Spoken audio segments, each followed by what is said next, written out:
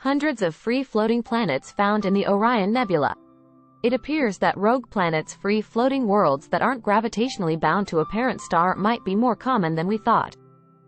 New data from the James Webb Space Telescope have revealed 540, yes, that's right, planetary mass objects in the Orion Nebula and Trapezium cluster. If confirmed, this would be by far the largest sample of rogue planets ever discovered. Astronomers Samuel Pearson and Mark Makarian of the European Space Agency made the observations and posted a preprint paper to arXiv. The paper has yet to be peer-reviewed, but has been submitted to Nature.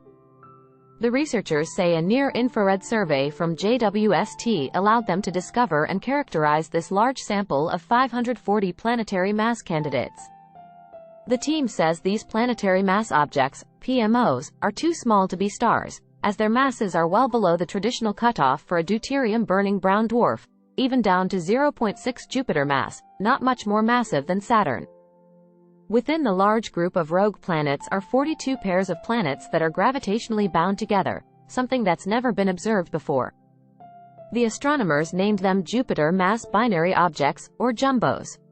How pairs of young planets can be ejected simultaneously and remain bound, albeit weakly at relatively wide separations, remains quite unclear, the researchers wrote in their paper.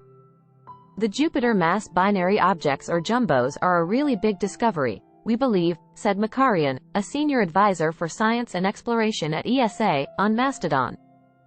In the preprint, researchers said that these planetary mass binary objects is a result that is highly unexpected and which challenges current theories of both star and planet formation. The conventional definition of a planet is that it is in orbit around a star.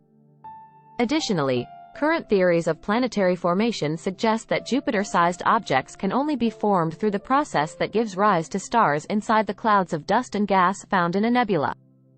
It is clear that further simulations and modeling will be needed to understand how a substantial population of objects can form below and how a significant fraction of them can end up in multiple systems, the team concluded. The exact mechanisms for how planets go rogue are unknown, but several theories exist. The theories include that planets are pulled away from one star by gravitational interactions with other passing stars, or that supernovae kick them out, or that they free float into space after their sun dies.